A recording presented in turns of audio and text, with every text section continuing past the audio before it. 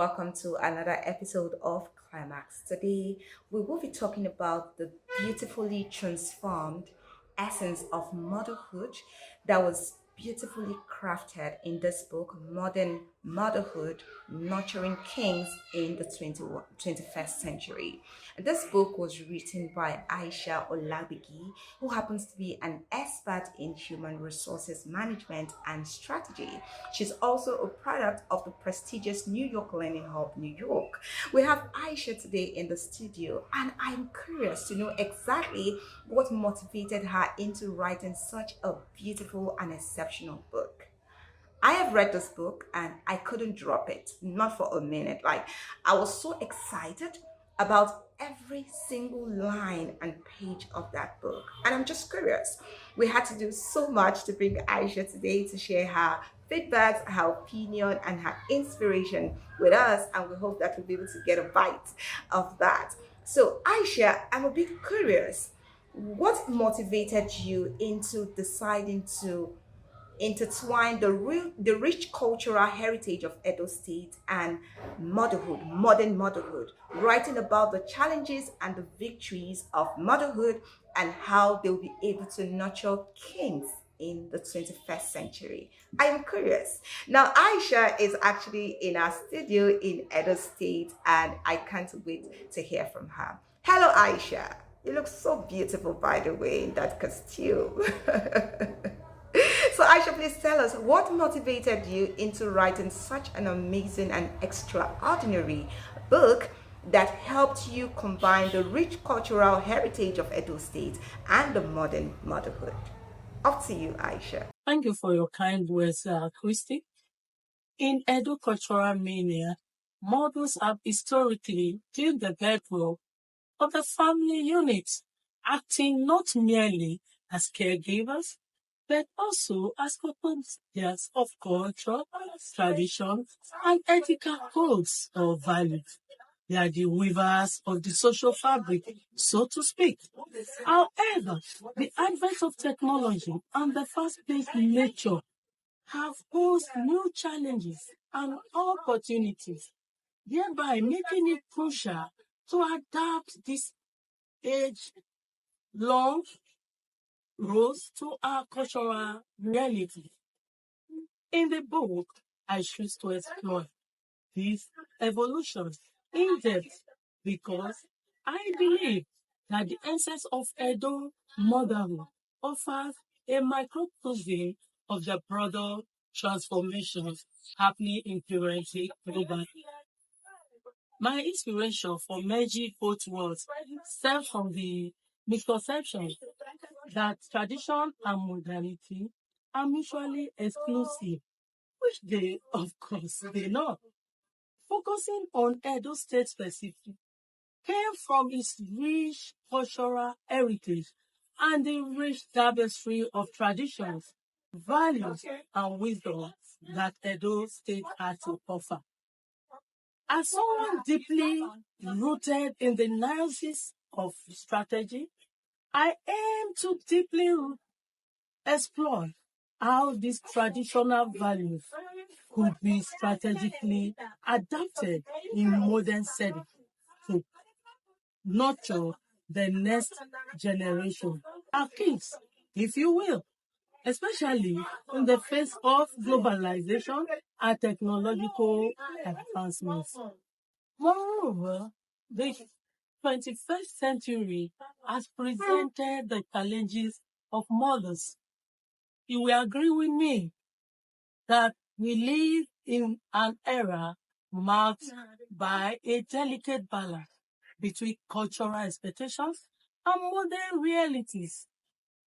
The paradigm, I must say, has shifted. And many mothers, particularly single mothers, have or face unique sets of struggles and trials that were largely unspoken of in the past. Combining this perspective, my book aims to offer a toolkit for success. Not just the hard skills, but also the soft skills and cultural wisdom that can help mothers navigate the integrated landscape is a universal call to recognize the transformative power of mothers in shaping our future. Now to your questions. My academic and professional background offered a nuanced lens through which to explore these critical issues. I try to distill complex management theories into practical wisdom and actionable strategy that mothers can incorporate into their busy lives and schedule. After all, a mother's role is replete with daily management decisions, each impacting the future of their family, especially the children. Also, in strategic human resource management, we focus on human potentials, how to nurture these potentials, how to optimize such potentials, and how to create enabling environment where people can flourish. When you think about it, is it that what motherhood is all about? Nurturing? Moreover, the fusion of traditional roles with modern expectation is a fascinating area of study, teeming with complexities. In a world where change is the only constant, how do we preserve the invaluable lessons embedded in our tradition while equipping our children for a future we can scarcely imagine? It is this nuanced interplay between the old and the new that the book aims to unpack, offering mothers a holistic roadmap for nurturing the kings of tomorrow. Is indeed an interesting question, I must say, Christy, because the 21st century is full of so much intrigue. Very interesting times, I must say, we're in. In the area of career growth, to your question, modern careers have equipped mothers with effective and adaptive toolkits in artificial intelligence, as AI. And the tech world today is, of course, a global village. We have enumerated these strategies as they are both effective and adaptive for modern mothers. In the book, there's in-depth, such as time allocation, which is a more nuanced approach to time management. In our fast-paced world, modern mothers learned to prioritize activities based on long-term impact on family, well-being, and personal growth. Another is what I call emotional budgeting. It's important we budget our emotional expenditure for familiar happiness. The family must come first. Resource pooling is one vital business strategy in this context. Forming parenting groups, shared childcare arrangements between couples, or skill exchange network with other parents. The idea is to leverage community resources to lessen individual burdens, especially for single mothers who may lack extended support system. Social literacy is another cornerstone you will find in that book, because good financial knowledge, like I hitherto mentioned at the intro to this interview, was one virtue of Edo women. Whether about budgeting or investment, it has helped secure a lot of family wealth and financial future. Lastly, continual learning, and adaptability. It's also a great strategy for mothers to stay ahead in a rapidly evolving world, not just academic learning, but also learning that comes from introspections, mothers' roles, peer interaction, mentorship, and expectations have evolved significantly as mothers have realized that we live in a constantly changing landscape, and adaptability is key to navigating it successfully. Adaptations led mothers to occupy currently sensitive positions such as world leaders. For instance, the World Trade Organization, that's WTO, whose president is a mother in the person of Ngozi Okonjo-Iweala, whom I can safely refer as the World Economic President. We've we have mothers like God and man as Israel's head of government. You have Isabel Perón as the president of Argentina, Semiraya Bandaranaike of Sri Lanka. We have Kamala Harris, who is the vice president of the United States of America. We've had mothers as Liz Truss, Theresa May as prime ministers of Great Britain. We've had Angela Merkel as the prime minister of Germany. We have Justice Lori Lake of Paternity Court. You have Lynn Turner of Divorce Court. These are mothers in IT, administration, research, technocrats, physicians, professors, academicians. Absolutely. It's a critical question given the ongoing tussle between tradition and modernity.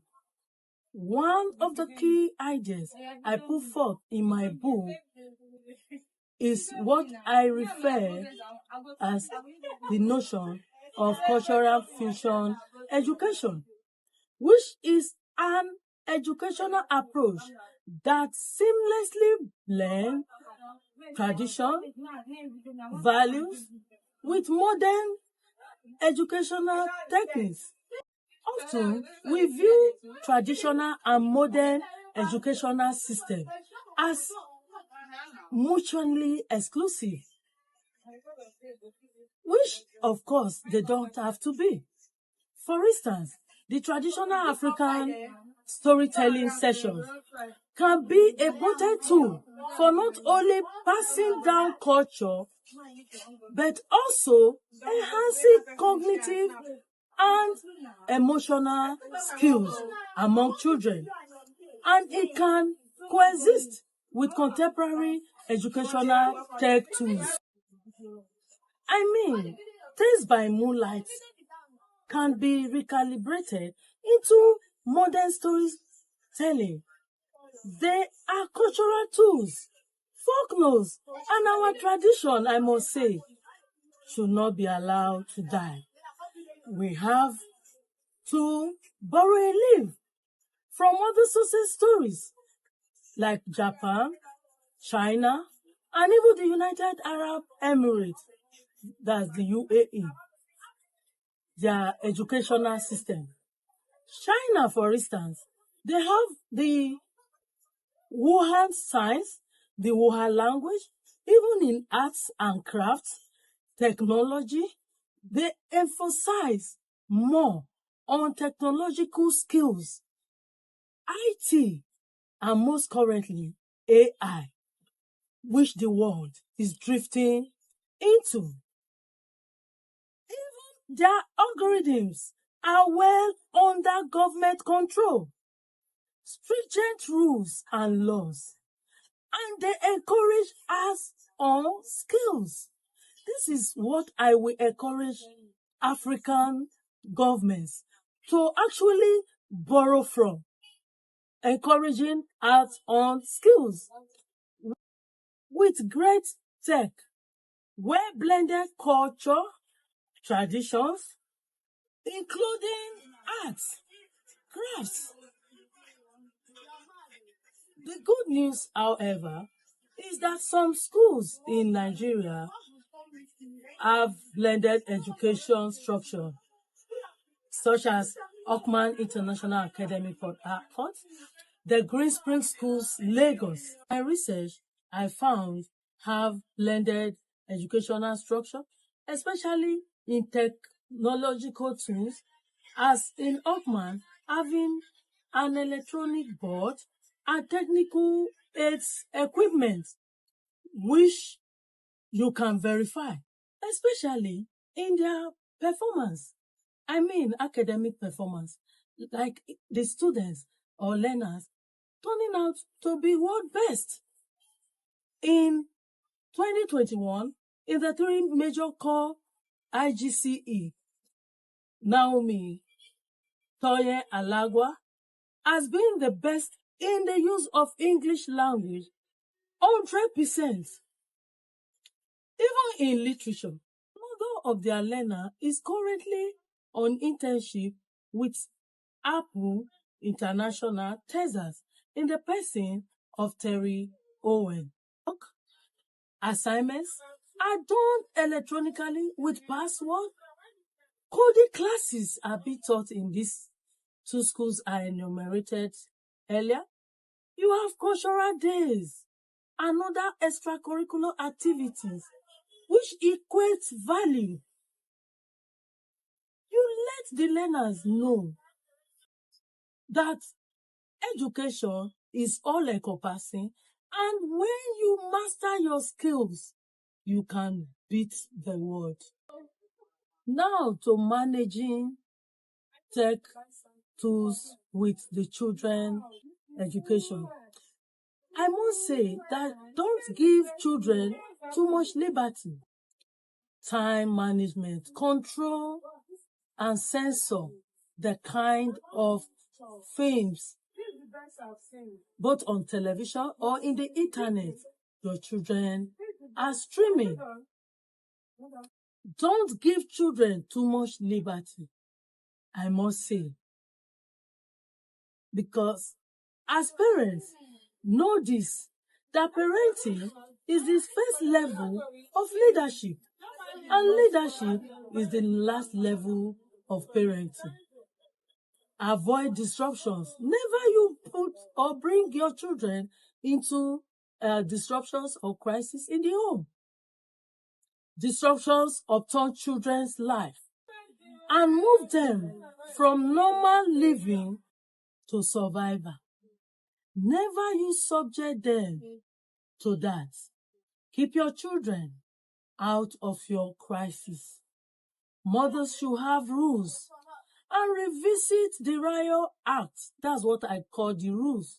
Intermittently, as the world is getting more complicated, we can quiet our fears by raising our games to match our greatest hopes and realities.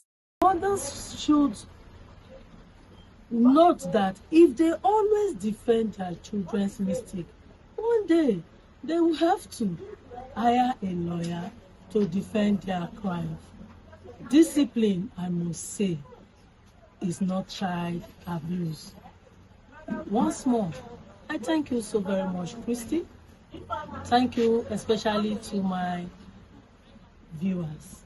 The world of strategic management with modern nuances of motherhood can be achieved by recognizing the valuable skills and experiences that mothers bring to the table or to the fore. Here are a few ways to envision these integrations. Leadership skills. Mothers often excel in multitasking, time management, and conflict resolution. valuable skills. In the corporate world, recognizing and promoting these skills is vital. Flexible work arrangements. Mothers offer flexible work options for mothers that can help them balance their careers. I mean, modern careers with family responsibilities. This can enhance employee retention and diversity in strategic management roles. Inclusiveness and empathy is another modern strategic management tool. It should be emphasized. Empathy and family-friendly culture, mentorship, and support system to foster career development. By integrating the unique qualities and needs of modern mothers into strategic management practices, organizations can benefit from a more diverse, empathetic, and efficient workforce. In anticipation for my next book, I would like the viewers, especially my reading audience, to its title, Strategic Ascendancy, Personal Leadership Development for the Modern Manager. Also, a follow-up title, Altruism, Algorithm, Mastery Strategic Approaches in Social Services. Thank you once again, Christy. It's been a wonderful time with you. And I must thank you very much, my wonderful viewers and audience out there, especially my readers. You've heard it all from Aisha. I tell you, that book is a must have. Yes, on the comment section, you're going to have the link that will direct you to Aisha's book on Amazon. Please do well to buy this book. Everyone needs a copy of that book. You've heard it all. No one says it the way she says it. And you need to read this book to have your copy. Is a must have. Like, take it from me. I'm telling you for free. It's a must have. Thank you so much for listening, and thank you, Aisha, for joining us today in the studio. Until I come your way next time, from me, it's goodbye.